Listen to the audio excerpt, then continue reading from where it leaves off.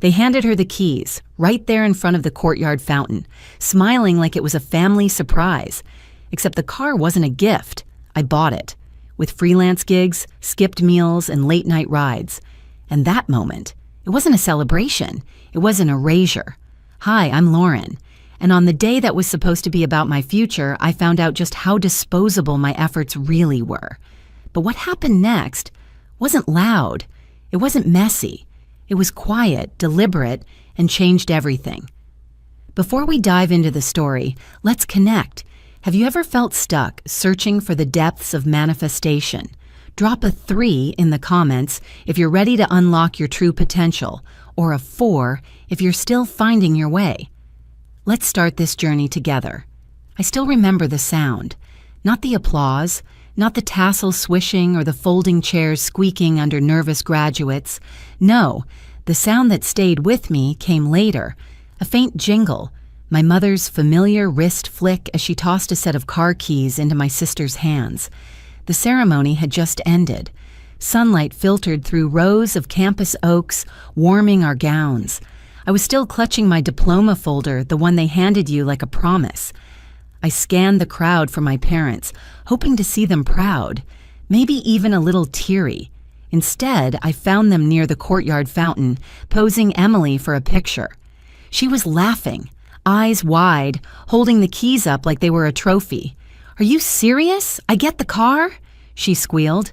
Lissa smiled, perfect as ever in her linen blazer, and said, "We thought you deserved a little freedom before you figure out what's next." Then she looked past Emily, right at me, as if to say, "Don't ruin this moment." I stopped walking. That car wasn't a gift. It was mine. A silver Corolla with a worn steering wheel and a dent in the rear bumper from my first freelance client's mailbox. I'd made every monthly payment myself, graphic design gigs, weekend social media contracts, even a short stint doing delivery runs after dark. That car was built out of my effort, not theirs. Emily turned to me, twirling the keys. "This is the best surprise ever." I swallowed hard. That was my car.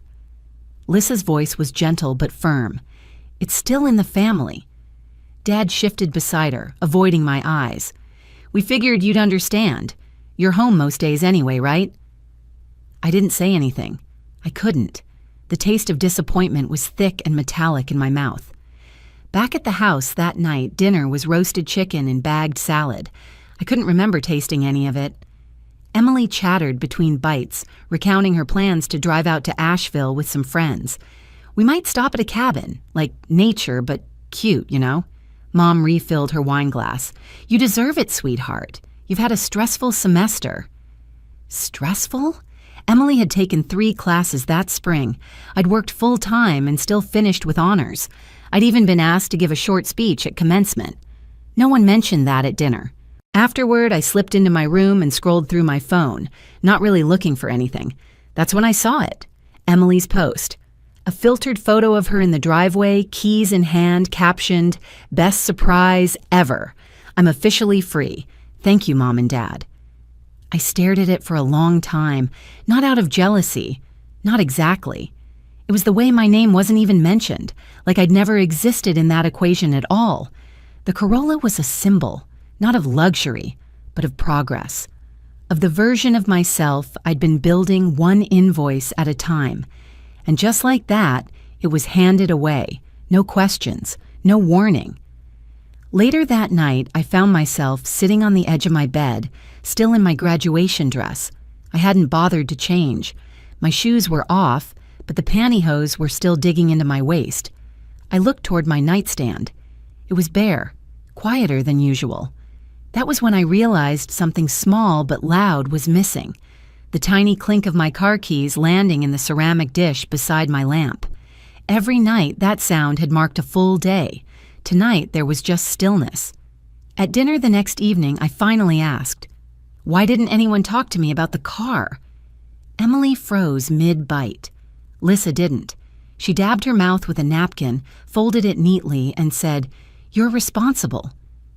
"You'll manage." Emily needed it more. Dad cleared his throat. "We all make sacrifices." The words hung there like damp laundry. I could feel my heart sinking, not out of rage, but recognition. This wasn't new, it was just louder now. I nodded once, pushed my plate back, and stood. No shouting, no drama, just a quiet withdrawal. That night, I lay on my bed, fully clothed again, watching the ceiling. I didn't cry. I didn't text Calder like I wanted to. I didn't do anything except stare at the space where my keys used to live. There are things in life you earn in silence: dignity, peace, and sometimes even grief. That night, I earned all three. I always thought being the strong one meant I'd be seen. Turns out, it just meant I was the first to be overlooked. It started with a missed email, the kind of message that usually makes me sit up straighter. A marketing agency downtown had found my portfolio on LinkedIn and invited me for a virtual interview. Creative generalist, part-time, contract to hire, it read. I'd marked it on my calendar, set 2 alarms, even picked out a decent blouse. The morning of the call, I made coffee and cleared the small folding table near the window. My laptop was charged, hair pulled back, notes prepped. But when I reached for the Wi-Fi, I realized something else was missing. The car. I ran to the window. Sure enough, the driveway was empty. Again. I called Emily, straight to voicemail. I checked the time. The meeting was in 18 minutes, and the house was dead quiet. Mom had gone out for groceries, Dad was at work, and Emily, she'd taken my car. The one she now treated like her own. I sat there, frozen, then sent a short apology email to the agency. Unexpected conflict, I wrote. Would love to reschedule. But I knew how that read: unprofessional, unreliable, disposable. Later that afternoon, I confronted Lissa in the kitchen. She was unloading paper towels and baby carrots from a reusable grocery bag, humming like she hadn't just cost me a job lead. Emily took the car, I said. She had an early appointment, Mom replied, not looking up. I had an interview. Well, she said, peeling a label off a water bottle. You're home most days anyway. It's not like you were going across town. I didn't answer. Not then. Instead, I opened the fridge and stared at the shelves. A row of yogurt cups Emily liked. Unopened soy milk I'd bought and no one else touched. Leftover pizza in a takeout box. Emily's from the night before. She'd used my DoorDash account again. I could tell by the receipt email sitting in my inbox. Later that week, I checked my bank app. There was a charge from a local spa, high-end, the kind with stone fountains and minimalist fonts, a facial and a full-body massage, $228, billed to my credit card. I hadn't been there. The card was one I'd opened during sophomore year. I remembered sitting in my dorm room debating if I could handle a line of credit. I'd promised myself I'd only use it for emergencies: flat tires, sudden medical bills, groceries if a client didn't pay on time. Never once had I swiped it for luxury. I walked into the living room and handed the statement to Lissa. This spa charge, it's mine, except I never went. She glanced at it, then went back to folding laundry. You weren't using it, she said flatly, and Emily's been under a lot of pressure lately. My mouth opened, then shut. The pile of folded towels between us might as well have been a wall. Pressure? I repeated. She got a massage. I lost an interview. She's doing the best she can, Mom said.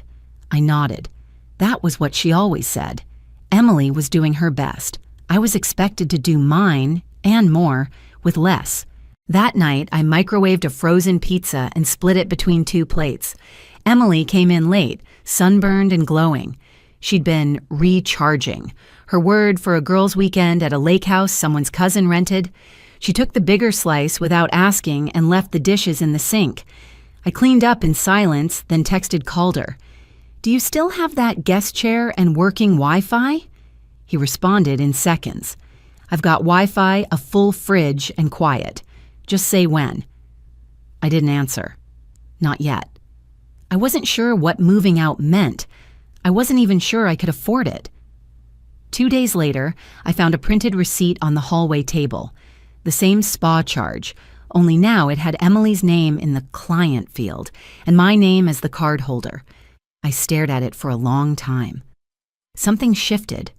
Not rage, not even betrayal.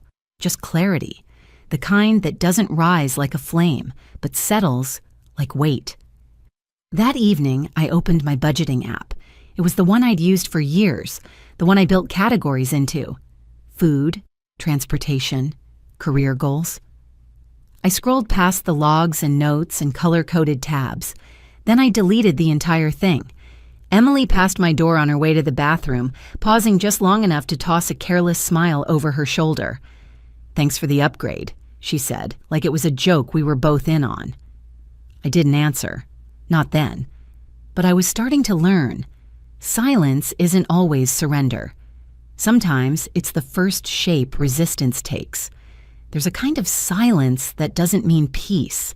It's the silence that seeps in after disappointment has taken root. The kind you stop noticing because it's always there, like the hum of the refrigerator or the creak of your own spine when you bend for too long. They used to say I was the one who didn't make a fuss, that I adjusted, that I was the easy one. For a while, I believed that meant I was mature, resilient, maybe even good. But now, every time I heard those words, all I could feel was how much they'd cost me. It was late summer, the kind that clung to your skin even after sunset. I worked from the kitchen table most days. Emily had the car. Again. I didn't even ask anymore. The Wi-Fi connection blinked on and off whenever someone streamed upstairs, and the fridge hummed behind me, mostly empty except for things no one wanted. Half a bottle of soy sauce, pickles, limp lettuce. The groceries I bought disappeared first. One Tuesday morning, I opened my credit card account and finally looked, really looked. There they were. Palm Springs, JetBlue, Hotel Palm Oasis, Sephora, Uber, room service, all lined up in neat rows, dates matching the pictures Emily had posted online. Her feet in the sand, her drink in hand, captions like healing and earn this. The charges weren't small either. A boutique spa, a sushi place I'd never even heard of, and there was my name on everyone. I clicked download, printed the statements, page after page. That evening, the house was quiet. Too quiet. I could hear the rhythmic ticking of the wall clock, the subtle whoosh of the air conditioning kicking in. From my room, I could smell the faint sweetness of chamomile tea drifting down the hall. I padded to the kitchen barefoot. I wasn't trying to eavesdrop. Not exactly, but their voices carried anyway. She'll understand, she always does. That was my mother. A beat past, then Dad's voice. Lauren's used to adjusting. And then Emily, laughing. She never fights back. I stood in the dark hallway, hand resting against the wall. I didn't feel rage. I didn't feel sadness. I felt outside. Like I'd walked into a scene that didn't include me. Like my role had already been written and filed away under compliant. That night, I started labeling folders on my desktop. Utilities paid. Food I bought.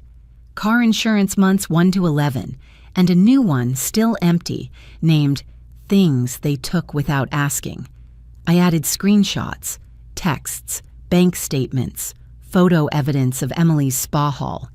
Every line item was like a breadcrumb, a trail out of the place I'd been stuck in. Calder texted me around 10. Still thinking about what you said. Want help with a plan? I stared at the screen, then typed, might take you up on the offer. His reply came in seconds. Keys under the blue planter, door sticks, push hard, then pull. It was the most solid thing I'd read all week. The next day, I opened the drawer under my bed. I hadn't touched it in months. Inside was an old folder from college, acceptance letters, a few printed syllabi, a faded campus map from freshman orientation. I kept them because I thought those years mattered, because I thought this house would always be a place that cheered for me. I took out a duffel bag and started packing, quietly. A pair of jeans, 2 sweaters, my backup hard drive. I didn't touch the framed photo of our family trip to Myrtle Beach, the one where I was holding the camera because no one asked me to be in the shot. Each drawer I opened felt like a decision. Toothbrush? Yes. That half-used candle Emily once mocked? Number the sweater Mom said made me look too serious? Definitely yes. I moved slowly.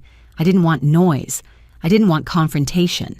I wanted space for my body, my breath, my mind. I even Googled legal aid low-cost North Carolina and left the tab open, just in case. At one point, I found a box of birthday cards under my desk, most of them signed Love, Mom, and Dad. None had more than 4 words inside. I kept one. The one from Calder last year. He'd written a line I didn't understand at the time. Some people build wings by walking away. Now it made sense. Around 2 a.m., I zipped the duffel shut and leaned it against the closet door. My room looked the same, but something in me didn't. I whispered into the dark, "They're not going to like the version of me I'm becoming." And I meant it. I used to think that if something felt wrong, it couldn't possibly be legal. That logic had its limits. They didn't steal my car the way movies show theft. No broken glass, no hot wiring in the dark. Instead, they filed a form, a private bill of sale, dated and signed by someone, not me. I found out on a Tuesday morning. Asheville's air was crisp, the kind of chill that wrapped around your ankles before noon. Calder had left for work early, and I sat cross-legged on the floor of his spare room, phone balanced between my shoulder and cheek, listening to the DMV hold music. It was upbeat, too upbeat for the occasion. When the clerk finally answered, her voice was flat but not unfriendly. "Can I help you with something, ma'am?" "Yes," I said. "I need to verify a vehicle transfer, a Kettozer to Zenegi silver Corolla, last name Monroe." There was a pause as she typed. I could hear the clicking, the faint hum of an overhead light on her end. "Okay," she said. "Looks like the title was under your name, sole owner." "Was?" I asked. "According to our system, it was transferred 3 weeks ago, sold through a private bill of sale." "Did that include my signature?" Another pause. "Not from what I'm seeing. That would be a problem." "Is that legal?" "Technically, no," she said. "Without your authorization, it's considered a fraudulent transfer." I didn't flinch. I thanked her, asked for a copy of the title record, and gave her my email address. When the PDF arrived 10 minutes later, I saved it 3 times. Desktop, cloud, external drive. Then I created a new folder, car theft evidence. Click. That sound, the act of saving, was the first satisfying thing I'd heard in weeks. By late afternoon, the mountains outside Calder's apartment turned golden. Sunlight hit the trees in long stripes. I sat at the tiny thrifted desk by the window and scrolled through Emily's Instagram. She was back from Palm Springs now, tan and glowing, posting pictures with captions like, "Earned it," and "Self-care isn't selfish." Each post felt like a fingerprint on the glass. Then came the text from Lissa. "We didn't mean for things to go this far. Let's be reasonable. No greeting, no apology. Just that familiar script. Soften the harm, shift the blame, silence the backlash." I set my phone down without replying. Calder came home just before 6. He carried in a small paper bag with steam curling from the top. "Chicken noodle soup," he said. "I figured it's a soup kind of day." He didn't ask what I'd been doing. He just poured 2 bowls and set them on the counter. As we ate, I told him what the DMV clerk had said. He didn't react, just nodded and said, "You don't have to prove anything to anyone. But if you want to, you've got everything you need." I sipped slowly. The soup wasn't fancy, just canned broth, soft noodles, slivers of carrot, but it tasted like grounding. That night, I opened my word processor and drafted a letter. Not a confrontation, not a confession, just facts. To Lissa and Virgil, the vehicle sold on September 8th, 2021, was registered solely under my name. No authorization was given to transfer ownership. Attached are the DMV title record, credit card statements, and legal definitions of unauthorized asset transfer. This constitutes notice. Lauren, no emotion, no signature flourish, just ink and intention. I printed 2 copies and slipped one into a manila envelope. Then I walked it to the post office, shoes crunching over a scattering of leaves on the sidewalk. Inside, the clerk had kind eyes and tired hands. "Certified mail, please," I said. He weighed it gently. "Return receipt requested?" "Yes." "You'll get a tracking number," he said, and tore off a slip for me. As I stepped outside, a breeze moved through the trees. It was quiet. Not the suffocating kind from my old room, but the spacious kind. The kind that leaves room for your breath to come back. That evening, my phone buzzed. Voicemail. I recognized the number, but didn't feel the usual sting. I played it on speaker. "You're tearing this family apart, Lauren, after everything we've done for you. This is not how you were raised." The voice cracked, just slightly. I could hear the performance brushing up against real panic, but I also heard something else. Habit. The kind that makes people believe that love means access, that silence means consent. I hit delete, and just like that, the noise in my head softened. That night, I didn't check Emily's posts. I didn't read back over the letter. I just sat at Calder's kitchen table, tracing the grain of the wood, sipping lukewarm tea, and breathing. The manila envelope was gone. The keys were gone. But for once, I didn't feel erased. I felt recorded. Silence used to be my refuge. Now it's something else entirely. Not passive, not peaceful, silence with teeth. The package came on a Friday morning, tucked between a holiday catalog and an overdue gas bill. Plain brown wrapping, no return address. But I knew the handwriting the moment I saw it. Rounded letters, the kind that curl at the ends like they're trying to soften the blow. Inside was the scarf I'd mailed to Emily for her birthday, still folded, still wrapped in tissue. On top, a torn piece of notebook paper. Didn't want it. Should have spent it on therapy. No signature, no surprise. I stood in the hallway for a full minute before moving. The paper trembled slightly between my fingers, not from emotion, at least not one I recognized. I scanned it into my laptop, filed it under public file, and closed the folder without blinking. They wanted me quiet. They wanted to go on with dinner parties and polite phone calls, posting family photos like nothing had cracked. But silence isn't the same as forgetting, and I wasn't playing that role anymore. That night, I posted a black square on my old Instagram. No hashtags, no context, just white text in the middle. You can call it drama. I call it documentation. I logged out immediately. By the next morning, Emily had responded, a filtered photo of her at some mountain overlook, holding a wine glass, laughing at something off camera. The caption read, "When the weakest leave, the strong suffer." I stared at it for a beat, then I closed the app for good. It wasn't about winning. It wasn't even about being heard. It was about refusing to be rewritten. Calder found me in the living room later that evening, sitting cross-legged on the rug with a mug of tea and a folder of receipts. He didn't ask questions. He rarely did. "You know," he said, easing down onto the couch beside me, "you don't have to keep your story hidden. There are others who'd recognize it, might even need it." I didn't respond right away, just watched the steam rise from my cup. "I'm not looking for pity," I said. "I know," he said. "That's why it might actually help someone." We named it together, The Unseen Daughter. Not a manifesto, not a revenge page, just a quiet space where I spoke into the dark and waited to see who would echo back. The first episode was only 10 minutes long. No intro music, no fanfare, just my voice. "They thought I'd stay," I said. I didn't. I told the story plainly. Not all the details, not yet. Just moments, the keys, the receipt, the voicemail I didn't return. I read the scarf note aloud, my tone steady, let the silence after speak for itself. Then I uploaded it. I didn't promote it. No tags, no announcements. I figured maybe 2 people would listen, one of them being Calder. But by the end of the week, I received an email. Subject, "Thank you." From anonymous message, I thought I was the only one. "Please keep going." I sat with that line for a long time. Please keep going. I recorded a second entry that night, spoke not just to what happened, but to how it felt. Like living in a room where everyone sees through you, but still expects you to carry the furniture.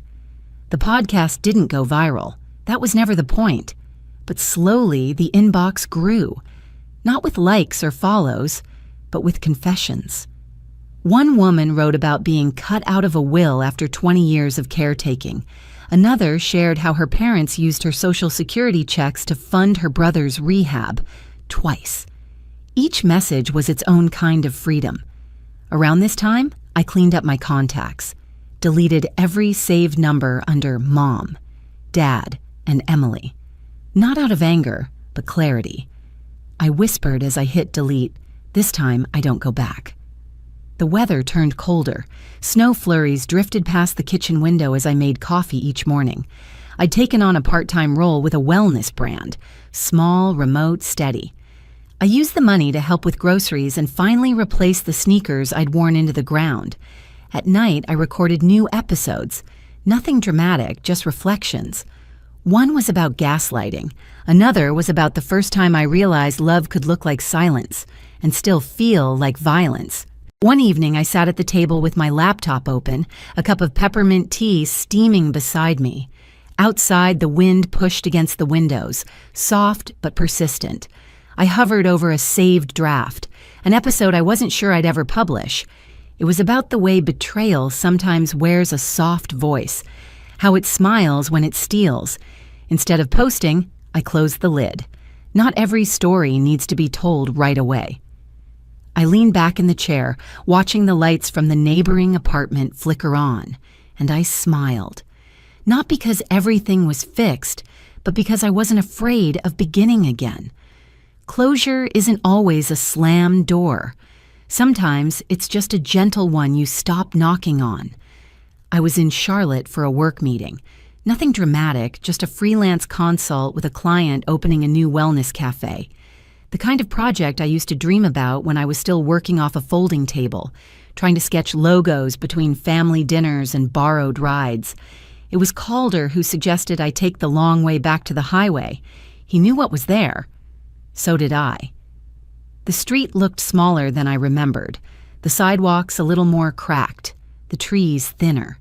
Maybe it was the season, or maybe I'd just grown past the frame they once held me in. I didn't stop in front of the house. I stopped across the street. It still had the same beige siding, the same rusted mailbox with the crooked flag. From a distance, I could see the curtains in the front window, new ones maybe, but the outline of the hallway was the same. That hallway where I once taped my college acceptance letter to the wall, right by the thermostat. I waited for someone to notice. No one ever did. I stood there for a minute, maybe less. No anger, no longing. Just breath and memory. Then I walked on. Back in Asheville, the light through the kitchen windows was soft. Spring had come early that year, and the basil on the sill was leaning toward the sun. I opened my laptop and uploaded a new blog entry. "You don't have to be remembered to be whole." That was the title. Later that afternoon, I stopped by a cafe near downtown, one of those converted bungalow places with mismatched mugs and too many plants. I ordered chamomile tea and sat by the window, tapping at my inbox while the world moved gently outside. A woman near the cream station glanced over. "You're the unseen daughter, aren't you?" she asked, voice low. I looked up. She was maybe 35, maybe 40. Tired eyes, but kind. I nodded. She smiled. That was all. No questions, no praise, just recognition, and it was enough. That evening, back at home, I printed out a photo. It was from graduation, one I'd cropped carefully. Just me, holding the diploma, eyes forward, no one else in frame. I placed it on my desk, next to my tea. Not as proof, not as a monument, just a quiet mark that I had arrived somewhere. I leaned back, listened to the distant hum of Calder's voice in the other room. He was on a call, probably editing something for work. The windows were open, and the wind carried the scent of rosemary and damp earth. I wasn't waiting for a call anymore, or a text, or an apology. Some gifts are never given. Some, we take back, and some we grow beyond. I turned off the lights, left the laptop open, and walked into the quiet, not to escape it, but to live inside it. And for the first time in years, I didn't feel like something was missing. I felt whole. There was no grand farewell, no last argument, just a quiet walk past the house I once thought I had to win my way back into. Sometimes, the healing comes not from mending what broke, but from letting it stay broken and choosing to grow in a new direction. We don't owe our peace to the people who refuse to offer us theirs, and we don't need a stage to reclaim our voice, just a steady place to speak from. If this story reminded you of a time you had to choose yourself over what others expected, I hope you'll share a piece of that in the comments. Someone else may be needing the strength you've already found.